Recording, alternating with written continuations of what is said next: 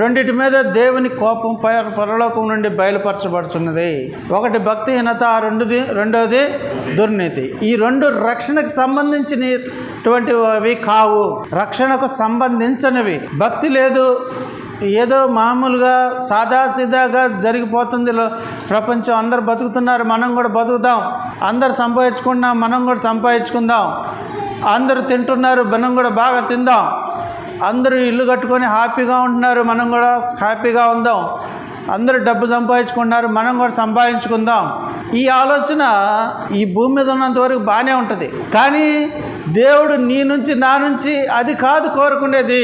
ఏం కోరుకున్నాడంటే దేవుడు నీవు రక్షణలో కొనసాగాలని కోరుకుంటున్నాడు. తిమోతికి రాసిన మొదటి పత్రిక 2వ అధ్యాయము 4వ వచనం, ఆయన మనుషులందరూ రక్షణ పొంది సత్యమును గూర్చిన అనుభవ జ్ఞానమును కలిగి ఉండవాలని ఇచ్చయించుచున్నాడు.